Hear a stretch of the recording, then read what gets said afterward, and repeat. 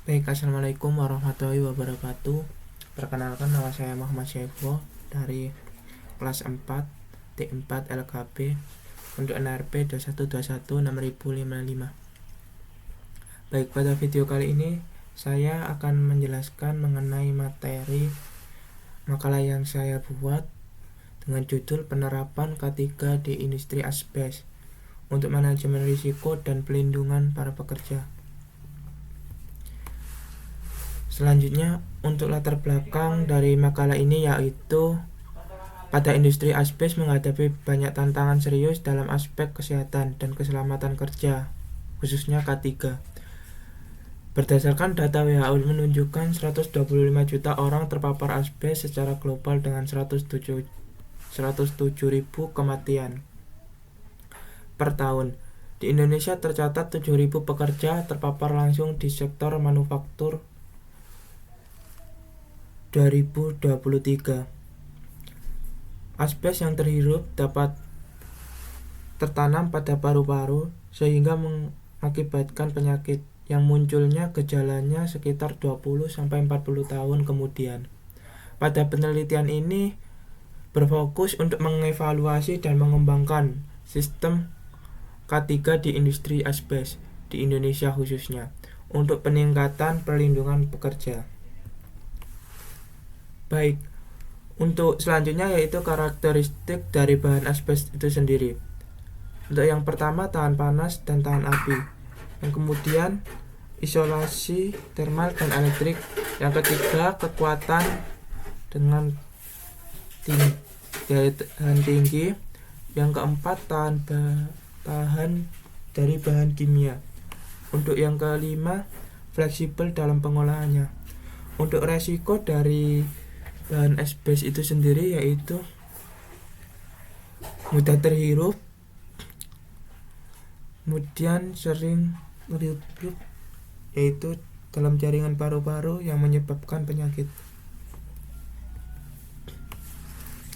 Kemudian dampak kesehatan untuk bahan asbes itu sendiri yaitu yang pertama dapat mengakibatkan penyakit asbestosis. Penyakit ini mempunyai periode latensi sekitar 10-20 tahun. Kemudian mempunyai gejala seperti sesak nafas, batuk, nyeri dada. Dan untuk penyakit progresif tanpa pengobatan yang efektif. Kemudian untuk penyakit yang kedua yaitu kanker paru-paru. Periode latensinya yaitu sekitar 15-35 tahun. Kemudian resiko yang didapat yaitu sekitar 90 kali lipat pada orang perokok dengan rating 5 tahun yaitu kurang dari 15%. Untuk yang ketiga yaitu penyakit mesotelioma dengan periode latensi 20-40 tahun dengan diagnosis 12 bulan setelah diagnosa. Kemudian untuk implementasi pada K3 di industri asbes yaitu terdiri dari beberapa. Yang pertama mengenai kerangka regulasi. Untuk yang pertama terdapat pada Undang-Undang Keselamatan Kerja yaitu UU nomor 1 pada tahun 1970 yaitu menjelaskan mengenai perlindungan hak dan kewajiban para pekerja dan pengusaha. Kemudian persyaratan K3 di tempat kerja serta pengawasan dan sanksi yang diberikan.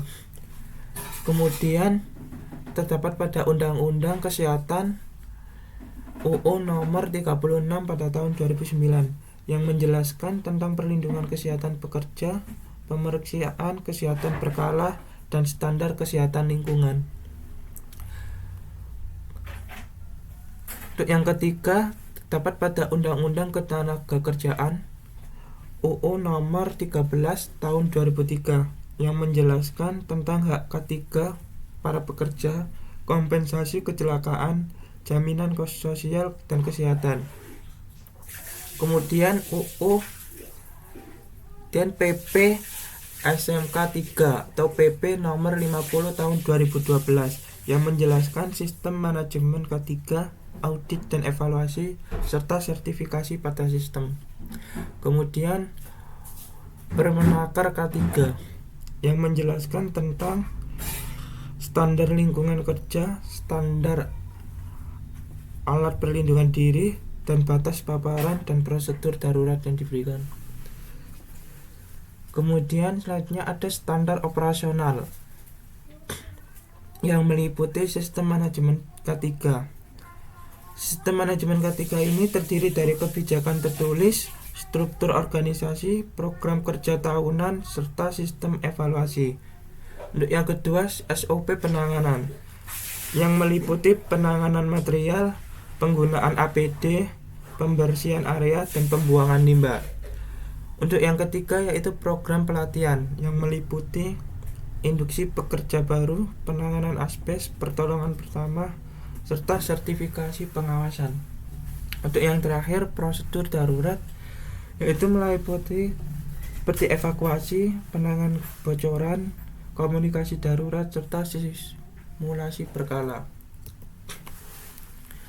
Untuk selanjutnya yaitu alat pelindung diri yang digunakan pada industri asbes untuk menghindari berbagai dampak penyakit. Salah satunya yaitu jenis APD yang digunakan seperti pelindungan kepala atau helm. Yang kedua yaitu respirator dengan tipe N100 atau P100. Untuk yang ketiga pakaian pelindung khusus. Untuk yang keempat perlindungan tangan seperti sarung tangan khusus. Untuk panduan penggunaan yaitu pemilihan yang tepat, penggunaan dan pemeliharaan yang benar. Kemudian tingkat kepatuhan K3 dari baik tren positif maupun fokus perbaikan. Berdasarkan evaluasi keselamatan kerja menunjukkan tren positif di mana kepatuhan APD meningkat dari 78% ke 89%. Yang terjadi penurunan yang sangat signifikan pada insiden terlapor 44%, pelanggaran prosedur 47%, dan kasus paparan terlebih 75%. Program pelatihan berhasil meningkatkan peserta menjadi 650% dengan tingkat kelulusan 92%. Pada implementasi lapangan 78% dan retensi pengetahuan sekitar 73%. Sehingga masih terdapat tantangan berupa resistansi penggunaan alat pelindung diri ini. Kebiasaan para pekerja lama, tingginya biaya monitoring, serta keterbatasan SDM yang perlu diatasi untuk meningkatkan efektivitas pada program tersebut. Kemudian analisa data. Berdasarkan data periode 2020 sampai 2023, implementasi K3 di industri asbes menunjukkan perkembangan yang sangat signifikan. Tingkat kepatuhan penggunaan APD meningkat sebesar 11%, dari 78% menjadi 89%. Jumlah insiden terlapor menurun drastis sebesar 44%, dari 45 menjadi 25 kasus. Pelanggaran prosedur juga berkurang, 47 dari 65 menjadi 35 kasus, serta kasus paparan berlebih menurun 75% dari 12 menjadi 3 kasus. Pada program pelatihan K3 menunjukkan hasil menggembirakan dengan peningkatan jumlah peserta dari 450% menjadi 650 pekerja. Program ini mencapai tingkat kelulusan 92% dengan implementasi di lapangan sebesar 78% dan retensi pengetahuan 73%. Meski demikian, masih terdapat tantangan seperti resistansi penggunaan APD, kebiasaan kerja lama yang sulit diubah, sehingga biaya monitoring daya tinggi dan keterbatasan sumber daya manusia. Baik, untuk kesimpulan dari data makalah ini yaitu implementasi sistem K3 di industri asbes telah menunjukkan kemajuan yang positif, ditandai dengan peningkatan kepatuhan dan penurunan insiden signifikan. Pada program pelatihan terbukti efektif dan membangun kesadaran dan kompetensi pekerja yang berkontribusi pada terbentuknya budaya K3 yang lebih baik. Untuk pengembangan selanjutnya ke depannya yaitu direkomendasikan pendekatan bertahap seperti jangka pendek 1-2 tahun, fokus pada pembaruan SOP dan pengetahuan dan penguatan monitoring. jangka menengah 2-5 tahun. Mengembangkan sistem digital dan database terintegrasi, serta jangka panjang, lebih dari 5 tahun, untuk mengarah pada modernisasi sistem dan pengembangan standarisasi industri baru. Meski telah menunjukkan tren positif, sistem ketiga masih memerlukan pengembangan yang berkelanjutan untuk meningkatkan efektivitas dan efisiensi secara menyeluruh. Baik, terima kasih dari video penjelasan saya. Kurang lebihnya saya mohon maaf. Wassalamualaikum warahmatullahi wabarakatuh.